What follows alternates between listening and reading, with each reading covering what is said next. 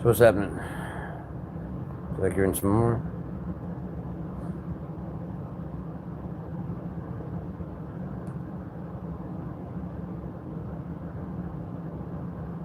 Going back to the book there. Where's the camera at so I can get this down correctly? There we go. Go back to the sentence before.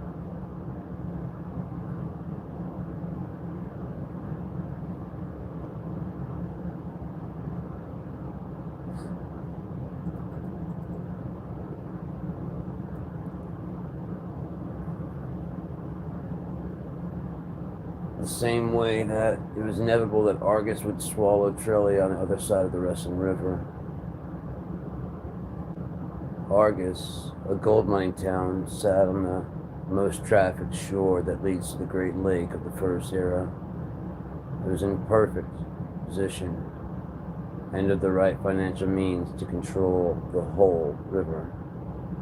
They kept operations on the south shore for convenience to traders, always threatening to expand to the northern shore. The late decision that would cause ripples in fate for centuries to come. The three fingers at the end of the Resson also separated Argus and the northern shore, which soon was to become Trelia, which was a fledgling town hoping to capitalize on some of the trade created by the long-established trade routes that Argus had painstakingly created. But the sheer buying power of gold that Argus possessed was beyond crippling, intentionally, on Trelia, often leaving them only scraps to serve their overly decorative buildings. It was lack of greed that was Argus's true secret. The miners would go in, digging and doing honest work, finding the gold deposits and making sure it would be easy to retrieve later. They understood that flooding the markets with the amount of gold here in the mines would devalue the gold to less than silver. Scarcity and rarity molds and forms value. The merchants had been doing business with Argus for so long that they always came to port there first, as a matter of common courtesy amongst friends and business partners of long standing. But the docks of Argus weren't at all too lovely nor easily accessible on what they were now starting to call near shore as opposed to far shore. The appearance of Argus was a bit of a ruse. By appearing to be surviving only on the publicly watched gold being pulled daily from the honey-colored, lantern-lit catacomb labyrinth beneath the dirt and off limits to anyone who didn't work there or need to know. They allowed themselves the ability to avoid "we know you can afford it" conversations entirely. Argus always paid above fair prices to buy loyalties, but they were not about to be taken advantage of, nor did they have plans of taking advantage. Argus appeared to be a wealthy enough town. That was more than eking by, but not so prosperous that they didn't need to count pennants and dren. The docks that Argus couldn't afford to keep updated completed the costume. And in the second era, the two sides have become known as Near Dock and Far Dock, once the whole of Argus had become truly unified. Far Shore, founded before the discovery of Far Shore, where orcs and goblins live and thrive, enticed once long-time business partners to venture back and away from Argus with their proper docks and clean beds. Some people and their incessant demands, am I right? This caused Nearshore, the original mining town of Argus, to have no choice but to invest money into itself, and no cover-upable expense was spared, lest it look like they'd been miserly all this time. No expense that could be covered up was spared in the building or planning as Argus started making glorious dock designs that would eventually, well, the next step was as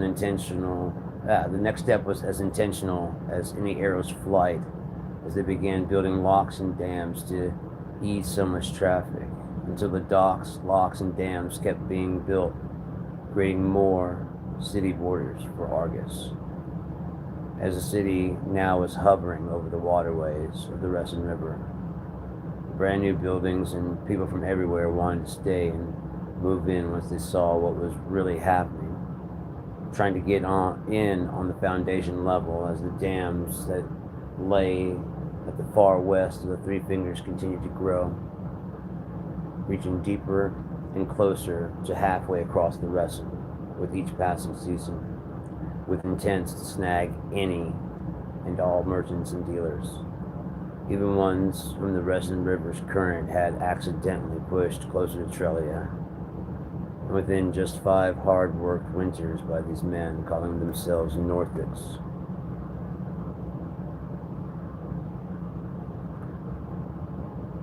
former miners from what was once the Neaderus Mountains, south of Tulak-Mimno. Then the entire mountain chain was flat out bought at very high price by the dwarves, in spite of the protests of few but loud dissenting voices. It was then renamed and known as the Butriel Mountains until a catastrophic mistake. Too much digging above the Treasury and Coronation Coliseum caused a bit of collapse. They had dug runoff tunnels that Shunamazine would eventually climb to handle the melting snow, now breaching their home and being held back by tightly sealed closed doors. But they hadn't expected the weight of winter snow to make things so much worse. The ceiling then began collapsing in large chunks, and eventually the large rumblings partially triggered a roof crumbling trap that was only meant to be triggered in the event of being invaded or sudden desertion of the Butriels, and find themselves losing their fight against time and decay. They did eventually leave their mountainous home in search of somewhere to start again, with the same designs and plans, only this time much wiser. In times of conflict, the dwarves bury the entire treasury under tons of stone, and then, once the fighting has ceased, they return through deep tunnels known only to, at most, 3 currently living dwarves, or simply implement the entire force of the dwarven community to clear out the rubble and retrieve the treasure. The Dwarven King, his closest advisor, known as the Congregation Liaison, and the King's successor, the Elves, have their Banal King, who rules over all tribes of Elves, and the Dwarves have what is called the Winneduch, and his successor.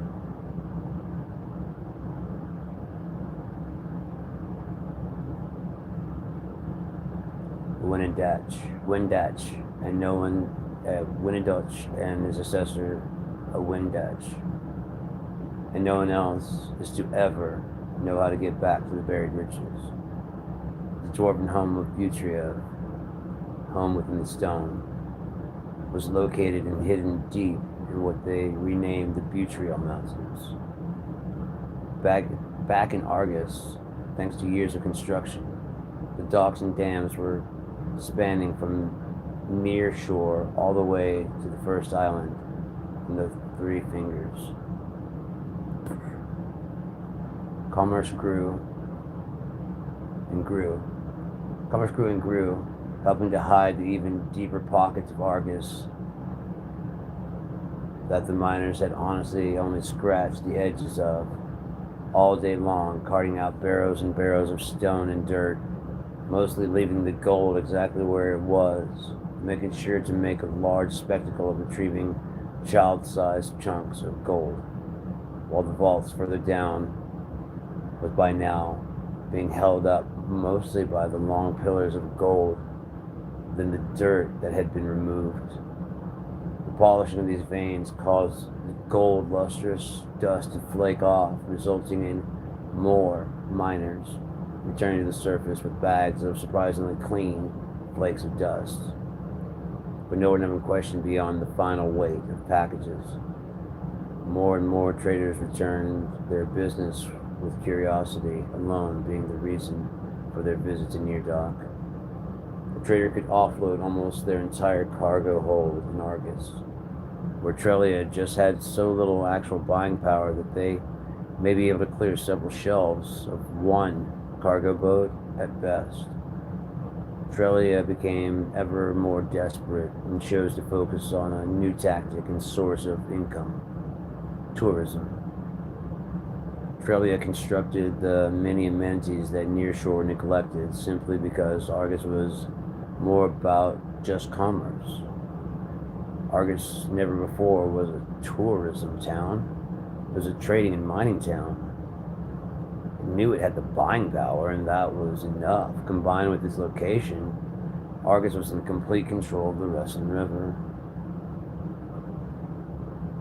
Even when it only controlled the near shore, long before Trelia was even a word, Argus didn't need fancy restaurants or sleeping areas until Trelia finally did start pulling in more traffic, foot traffic.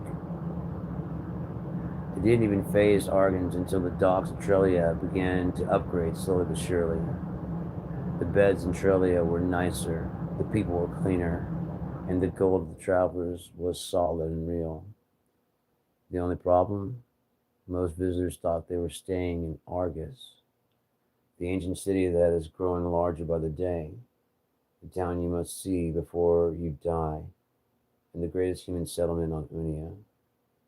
The city that travelers coming from the north unfortunately couldn't see at night due to the width of the Resin, and having never seen a real city, didn't know how small Trelia was in comparison. But now that I look at it with my seeing glass, and that one always drove the hot poker, fresh from the fire and straight into the hearts of the honestly good and kind people of Trelia, who couldn't understand why they weren't enough, and even the fleeing customers explaining everything only poured acid on the wound that kept being prodded and wouldn't heal, only newly reopened. Some travelers, sadly, mostly for the people of Trelia, listening to customers explaining their mistake, had never even heard of Trelia. Almost every time the truth was learned, accommodations would be moved across the Great Resin Bridge to the real Argus.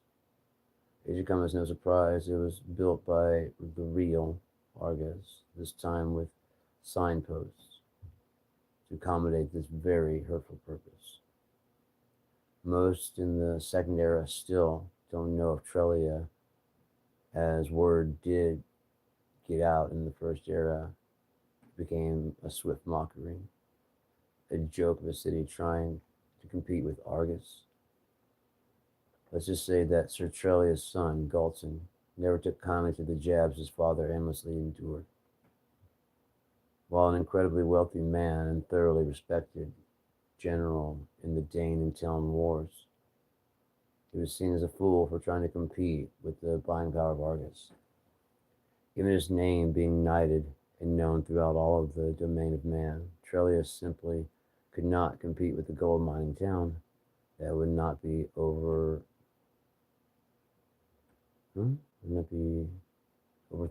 bought, and would not back down for control of the commerce they themselves had created. Argus had been a town for 175 years when Trelia sprung up across the Resin after failing to buy Argus outright. No bargaining, no haggling. This is the price I'll pay, for I am a general and you will all, for I'm a general and you are all in debt to me. Followed by a recounting of his many conquests in the Dane-Talon wars that brought him so much fortune and fame, and would later bring the Dane and Talon to Argus's doorstep when they learned where they might find him. Make her help him when the Enwin do find him. as he was known to be particularly cruel to elves when they were captured by his men. Eventually, Argus crossed more and more of the Resen, connecting the island of the Three Fingers. Once one finger was crossed with oval-shaped bridging that gave a reflection of a wedding ring, the rest of the fingers getting one was inevitable, until citizens of Argus could literally look into Trelia as a show of force. The connecting bridges set high enough to let even the tallest boat pass underneath. All the impressive docks coming and going were connected directly to Argus, where one could unload their goods and leave or spend the night in rather respectable accommodations, purposefully ranking in just under tasteful opulence. Combine all of this with the fact that the most money could be made in Argus. Eventually, Trelia had no choice and sold their land deed over to Argus, giving Argus basically a high-end district for tourists. And, well, let's be honest, Argus was the only reason Trelia ever made any money to begin with. Now the encircling began. Pirates from the Resen Isles. They watched from the distance. Their looting of ships became annoyance to a few land-leg thinkers. Why rob the ship when we can control the cargo and thus control Argus? Now, just as a mental exercise, please tell me how any of that matters to the monster that Argus is today. But at least you can see Argus for what it truly is and why some are willing to die and kill for Argus. Once you know the deeper truth, there were the countless assaults that battered Argus from all sides. The brute force used to try to control her, when the whole time guile was the secret. It turns out that control of Argus cost no blood. There was no need for armor or sword. And honestly, complete control costs thieves not one penny. But we'll discuss that soon enough. Most people still don't know why those parts of Argus are called Trelia, aside from a few lingering signs or thinking that's another name for the fancy district. The whole thing is seen as a sad happening that needed to transpire to those who know. For Argus to truly reach her destiny, spanning the Resen River, a city that crosses an entire river, unheard of. The logistics of making the waterway still usable is a nightmare of hydropower and manpower, perhaps using beasts like horses and such, but there is some complex work in that enormous city, which of course brings us back to the Resen Isles. The wars, the fighting, the conquering and reconquering, and then the pirates floating out and picking the bones of those trying to flee their loss. But that noise of war was soon followed by the most awkward hush. And then Argus grew by leaps and bounds. Different politicians with different agendas came and went, but nothing really seemed to change. No matter who was in control. It was as if a shadowy hand controlled what was really happening, causing this calm and undeniable prosperity. The rules set out and still in place to this day made sure that nothing ever hindered commerce. Do not misunderstand me, it wasn't terrible. It could have been much better, but compared to the size and other places around Unia, Argus was close. Really close to what is just right to do. This shadow made sure that no one, no citizens or otherwise, ever went hungry or without appropriate shelter. Now understand that a summer night in Argus, the pig pen is an adequate job. Understand? Argus was the most velvet steel glove to strike your face, and you almost enjoyed it. I can say that I can also testify that as a vagrant resident, not for one day, not even for one night, not for a bribe, will you go hungry. Mainly because the penalty of refusing food or shelter to one in need can mean loss of your entire livelihood to a manager who is more accommodating. And believe thoroughly when I say there was no shortage of replacements for every position in Argus, waiting and chomping at the bit for the opportunity to rise from bartender to manager overnight. The business, the name, the customers, and everything else remains the same. They just never see you ever again. Death, prison, does it matter? Life in a cage is no life, unless the cage is so large that you're unaware. Anything less breeds rebellion. The Argus that Christerian was brought to when he had almost turned 18 winters was complete. Utter dominance of the eastern coast of the southern Norfolk region and the northeastern province of Wrestling and their shared waters, at first bridging between the islands and eventually expanding wider and wider, as souls from all over Unia seemed to just pour into Argus every year. Some curious, some wanting sweet relief from their stifling lives in their hometowns. Decades and decades later, the Unaic Mage Academy, the UMA, had brought up Christerian with every need he'd asked. They were not going to lose this chance to have a real restoration master, especially since no one else was interested in even looking into the job. The guild leaders, the Durin Council, were the strongest and smartest mages alive, and varied in every race Unia had to offer. And all races seemed to have the same attitudes towards healing and restoration. Not a bit of interest. And that's what made them realize the truth. All the unattainable powers they could never touch must be on the other side of restoration. And by the time each of them realized it, they were too old, too far into another study, or still uninterested in anything besides the final results, to just read the notes of those before them, the way they had learned fire and light manipulation. Unlike the rest of his fellow mages, Christerian had zero intention of sharing the information he rightfully deemed his own, as he was having to build the very foundation of the house that others would attempt to live in. Christerian keeping his visage youthful looking long into his elderly years, only looking around 25 winters or so when his body was actually closer to 58. Before Christerian, no one had thought to cure magecrack with more mage work. By now, he was a directing force in the field of restoration, elemental, and illusion magic. As everything he learned, combining these various studies, opened doors never before opened, ways of thinking never before attempted, and soon rumors were swirling everywhere within the guild that he was about to begin working on conjuration.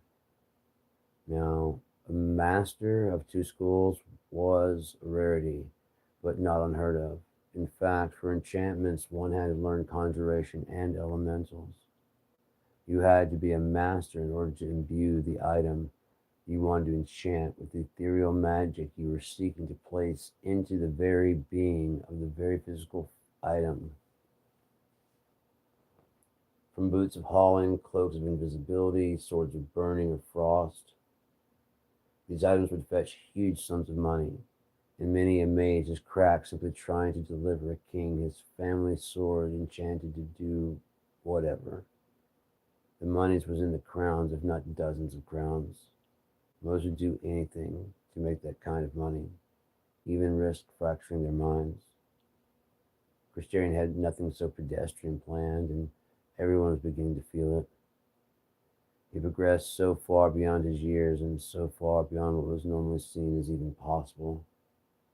They offered him the coveted role of Archmage of the UMA.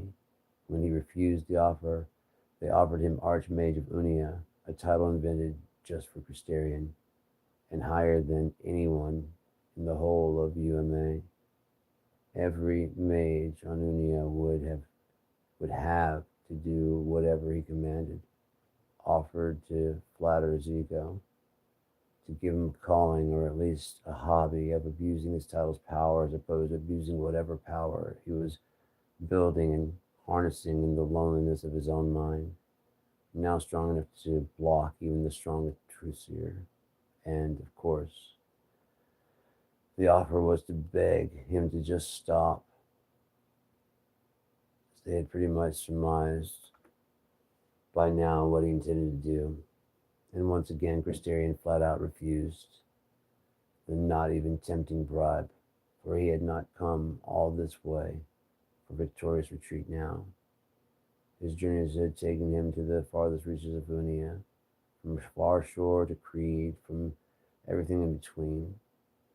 The council began sending him on missions more and more dangerous, hoping he would end up dying and their problem would resolve itself, but he just kept coming back, ever more battle-hardened and with even more secrets and knowledge learned. The entire Duran Council had long feared him. Now there was no word for how they dreaded what he must have planned and why. And every single one regretted ever bringing him to learn in Argus, though they knew in their hearts that they were not to blame, as all they did was hasten Crystarian's inevitable rise. He had decades ago disavowed the Restoration Master and Teacher title and position, which years and years ago immediately warned the Council. He was not just looking to be the greatest Restoration mage ever. In fact, he passed on teaching every school he mastered. Which brings us to a time to discuss how magic is taught from the Duran Council down to the students. The first winters are spent teaching young acolytes what the Duran knows and understands, which is that they do not understand everything. You don't have to know exactly why a knife cuts skin to use the weapon to devastating effect. Every year classes started the same. A weary teacher approached the head of the classroom to talk to a room full of arrogant children, sure that they will be the next and most amazing thing in Unia. So every teacher starts a class with a simple question. Does anyone know why when I do this? The teacher snaps their finger and a mage's light appears and hovers over their side. Come now. You've all been so vocal until now. Does anyone have even a clue as to why that happens, besides the obvious, I cast a spell? Don't be afraid. If you have an honest idea why, we would love to hear it. Would you want to know why? Because we honestly have no clue either. They were known to say with obscene honesty during the prospect's very first days, to the giggling of most young students. We honestly know as much as you as to why. We figured out several hows, like, for instance, this mage light still dancing here and entertaining us all with its splendor, and it gave a flash of light that caused the students to chuckle again as the light appeared to wink at them. We know the words that need to be spoken or thought to create this mage light. We know this light is pure light of a candle with no fire, thus no discoloration from burn-off. And he ran his hand along the eerie orb as the light went out and disappeared. And we know how much you have to repeat the phrase to keep the spell going. Which brings us uncomfortably to what most of you have probably already heard. And the once cheerful class fell silent, knowing what he was about to say. There's no way around it. It happens, and you might as well know now, so you can choose to leave or stay with the proper information. He paused, for effect and for gathering its wits, to allow the cowardly the chance to flee.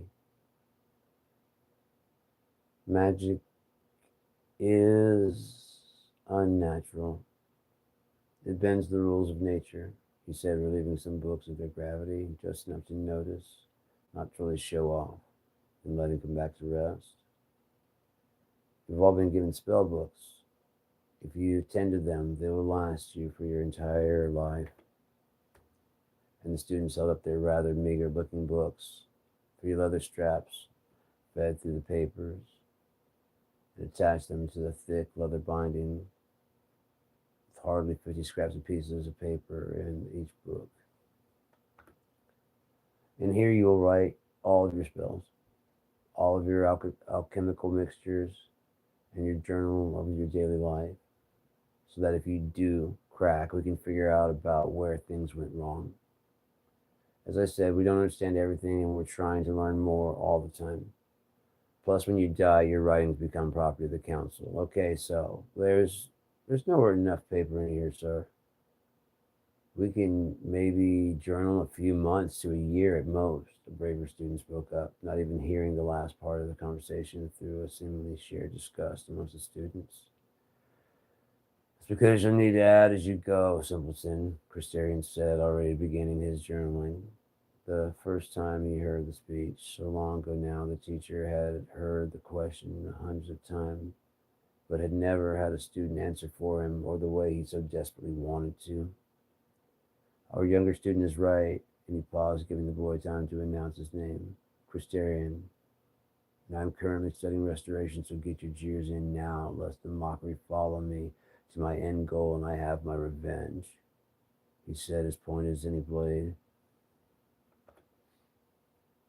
A few students laughed at his absurd proclamation of restoration and revenge. They didn't understand then, but they did some 20 years later. Restoration can best be broken down as healing, anything that will maintain or restore life. Christerian took to mastering this as fast as possible, allowing himself to heal his body as soon as he feels the slightest strain upon his physicalities. Yes, Christerian, that is, stammered the teacher, seemingly as confused as the class. Then, as he had never done before, he turned to the brave questioner briefly. But if you advance far enough, you can always buy your own spell books and paper, something that more fits your style. And the teacher made sure to shoot a final glance at the student, who now glowed a bright red. Christerian's defiance seemed to be contagious, as the teacher smiled inside, having heard the same nonsense every year, but also angry that he never responded so rudely, nor had the bravery to speak up as Christerian. Again, all of your writings belong to us when you pass away, the teacher slid in, turning his back to the class as he spoke. If we pass, Christerian snidely said, while continuing to journal dark words in Magelik that no one in class besides the teacher understood yet. This teacher would no longer take the abuse he had for all these years. If it embarrassed a child to tears, so must it be. The children never had remorse for the tears they drove him to with their incessant insolence, eventually followed by a feigned apology as they had reached a brick wall, teaching themselves and needed help now. Now they listened to the basics that were taught to them years before. Who would the embarrassed child turn to, and for what? The teacher told me the truth, and I didn't like it. We are so terribly sorry. Of course, you can leave the Mage Guild immediately if you feel that strongly that you were disrespected, and no, you will not get your tuition returned. Anything else? If you can't take an insult, you stand no chance against Magecrack, which does not care about your feelings. At least someone who insults you may, one day, apologize, sincere or not. Magecrack just comes and take your entire life's work, zero cares for your thoughts and moods on the subject.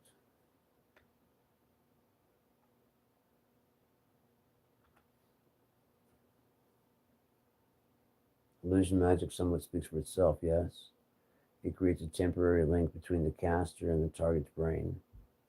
Once connected, thoughts, fears, images, and even dreams, it all can be passed across a subliminal bridge.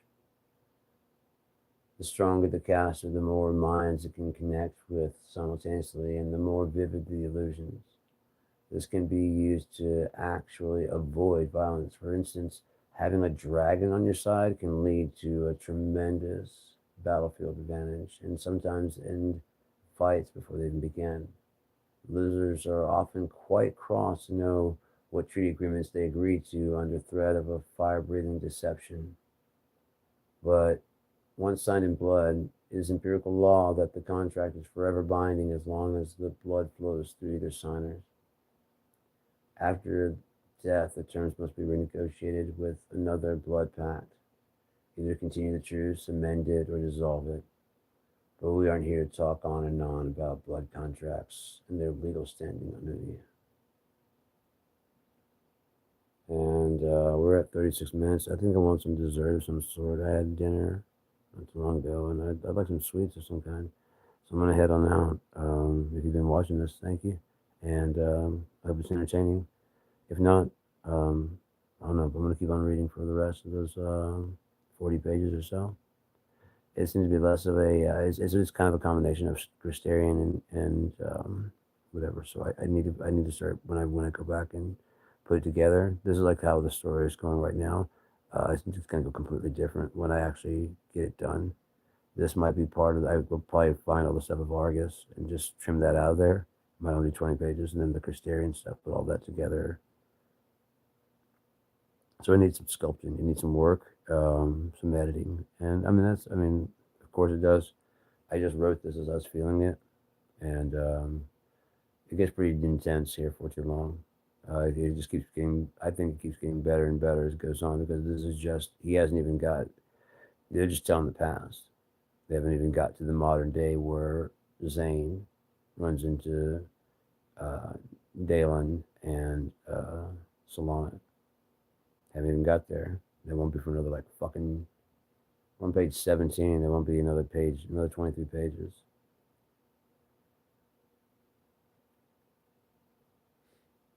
I love what I did, man. I really enjoy writing. I really enjoy writing music. I like being creative. Is it any good? I don't know. That's not for me to decide. You know what I mean? That's for other people who judge those things. My job is only to produce stuff. You know, I just make what I can make, and I do the best I can do. People want to work, cool. People don't want to work together, cool. I'm gonna keep on working, you know. And this is really getting my. I'm remembering everything that I wrote down here, and I'm getting really eager to write again. So maybe like next month I'll buy some of that coffee that I like, and because it's already what. Yeah, it's 11:10. It'll be 11:11. 11:11:25. So yeah, I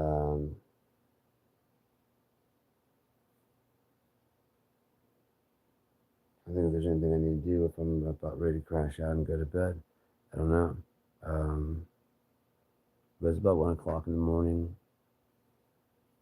If I stay awake, I'll probably take some tramadol and just kind of chill. I've been like the last I took was, I took it like 11, and then took it 7 at night. I don't have it much longer. Oh, it's time for me to check my oil. It's just about time for me to do that and make the chocolates, or making chocolates. So tune in for that, because that video is going to be going up later or sooner, but not an hour. Maybe in an hour, but not now, sir. Get out of here.